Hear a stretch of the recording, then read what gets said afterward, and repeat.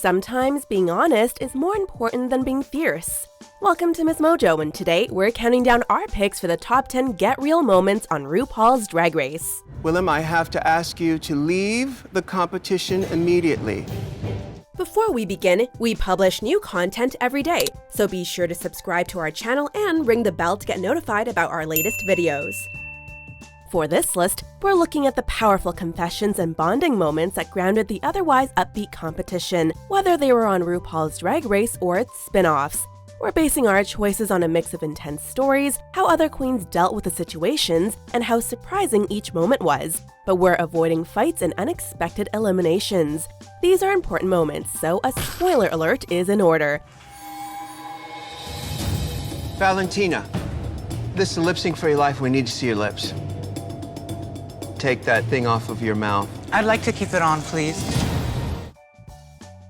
Number 10, Alyssa Edwards and her sister moment. Alyssa Edwards and her sister Tabitha had an emotional reunion on All Stars, and family proved to be Alyssa's sore spot. Alyssa's sister, Tabitha. After initial tears over their own troubles, the Edwards siblings get a visit from Ru. Thank you for coming. The day that they closed my mother's casket, I just shut down. I just threw myself into my work. I felt that if I didn't see my family or if I shut them out, I didn't have to face the passing of my mother. So now seeing Tabitha, oh, I'm facing it. When RuPaul tries to pry into Alyssa's outrageous personality, her and her sister gush about their late mother. Edwards finally comes to terms with that heavy loss and lets out some impactful sobbing. My mom danced. I got that from her. She felt like everything I touched was gold. She was always encouraging me. I had one person that believed in me.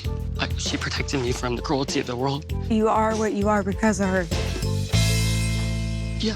Just like when her father apologized for years of cruelty to her, Alyssa is in hysterics almost immediately. Alyssa has such a strong personality that seeing her be so vulnerable was all the more impactful. I'm glad you guys get to be together because I think this needed to happen. This is for Sherry Ann. Yeah. The world gets to see her fabulousness through you. She's with us. She is, definitely. Number 9, Monica Beverly Hillz Confession. Only 2 episodes into season 5, Monica Beverly Hillz was receiving harsh reads from the judges for her disconnected performances. Also, in your runway as well. I don't know, maybe you're sad today or it's a hard day. You're kind of disconnected. Rather than fight with the judges, Monica broke down crying when they confronted her about it. Hillz admitted that her head is elsewhere, as she had been struggling to open up about being transgender. I'm not just a drag queen, I'm a transgendered woman. After Sonique's transgender reveal in season 2, it was heartwarming to see another queen open up earlier in their own season. With her troubles off her chest, Monica went on to devastate Serena in their lip sync as well. Ladies, I've made my decision. Monica Beverly Hillz. Shantae, you stay. Number 8, HIV Confessions. Season 1 of Drag Race featured a challenge to inspire those living with HIV through MAC's Viva Glam makeup. Educate, donate, and celebrate, because life is a celebration. Laganja rocked the weight and excitement of the challenge to win, and then broke down crying. With Ru celebrating the performance, Laganja admitted she had been living with HIV for 2 years already. I've been living with HIV for the last 2 years of my life, and this means so much to me. Trinity K. Bonet had a much more positive reveal on Untucked, where she professes love and acceptance. Bonet's message about inspiring others living with HIV brings smiles around the room. I was diagnosed in August of 2012, and I have so much to live for. I have so many goals and aspirations that I want to conquer in my life. So I'm not going to let an obstacle get in the way, and I wanted to come on this show, and I wanted to be that voice for people who are scared to speak out about that. Despite the shock value, Laganja and Trinity's confessions highlighted the idea that HIV didn't have to mean the end. There are people out there that love you and will support you. And if you don't have anybody, know that I love you and I support you. You know, you have somebody that you can lean on. Number 7, Adore breaks down and Michelle tries to convince her to stay. Adore Delano looks so distraught by her second episode of All Stars that Alyssa Edwards stops ranting to check on her. The one joke she had was, Adore, are you okay? Even though I'm trying to put on a smiley face for the day, everything's just processing, and At this point, I'm just trying to figure shit out. When Ru comes into the workroom, Delano explains she's feeling attacked by Michelle Visage over her personal style. As Adore suggests leaving the competition, RuPaul sends her out to talk to Visage. After a hug, Michelle apologizes for hurting Delano with her tough love approach to judging. I'm apologizing to you in front of cameras. I don't even apologize to my children. That makes me sad. I know, it makes me sad. I'm not even like myself. I'm not Eeyore. Like, I'm sick of it. Despite Michelle's pleas to stay, Adore leaves because she doesn't feel right about the competition anymore. Delano's departure is all the more heartbreaking since Michelle and even other contestants want her to keep going. I'm leaving RuPaul's Drag Race All-Stars too. I feel like shit. I love you, but I don't want you to give in to giving up. I just don't think that this is for me. Number 6, Pearl's StareDown. Following a rough week for Pearl, RuPaul suggests her personality has been sorely lacking. Now, you have a very big personality. Pearl, you do not have a very big personality. How are you going to overcome that for this award?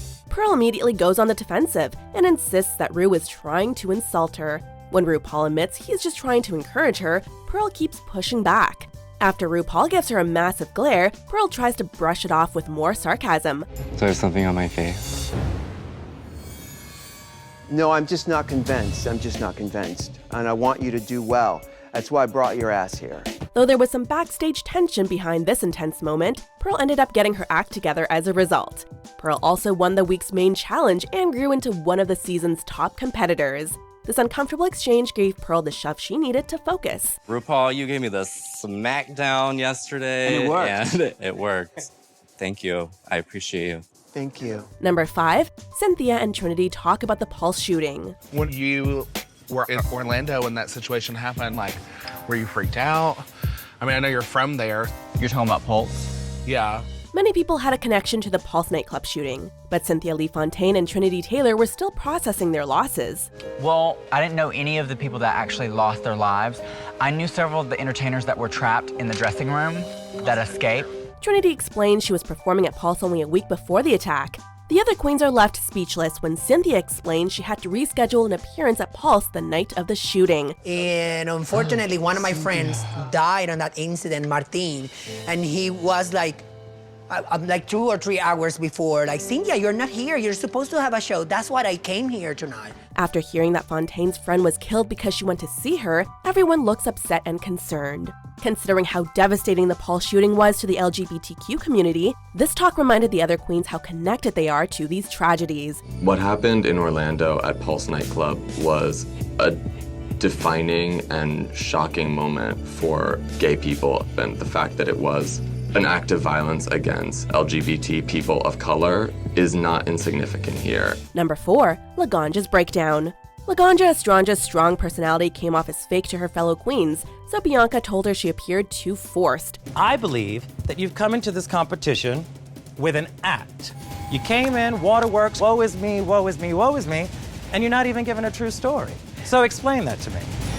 Though Laganja tries to suggest she isn't playing a character, Courtney insists she noticed 2 distinct personalities from her. Adore tried to argue with Estranja as a friend, before explaining that she talks differently when they hang out together. Laganja takes all the comments as an attack and storms off the set crying. Well, how am I supposed to feel in this moment? Laganja, I didn't want to make it that everybody was attacking you. Yeah, I feel very attacked. Relax, relax. Relax.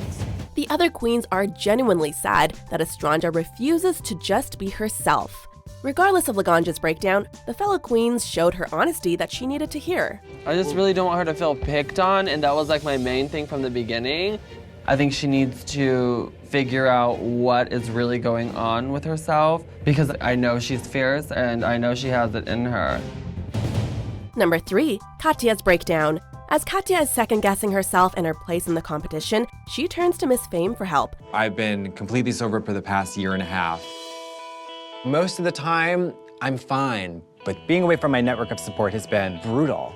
Fame talks to her about sobriety and admits how much the show can shake your self-control. With Katya finally hearing someone experiencing the same thing, she admits she's never been able to love herself. I didn't realize, like, how badly I've actually never been able to love myself. And it's like... Miss Fame lifts her spirits by reminding Katya that everyone is fighting their own doubts together. Their heart-to-heart shows the contestants' struggles of addiction and the power of opening up. By just talking things out, Katya was able to put her heart back in the competition and grow as a person. After my talk with Fame, I feel like a weight has been lifted. I can't go back. I can't go back. Oh, let's go paint. Number 2, Roxy's confession of being abandoned as a child. Roxy Andrews wowed everyone during her lip sync by ripping off her wig, only to unveil a second wig underneath it.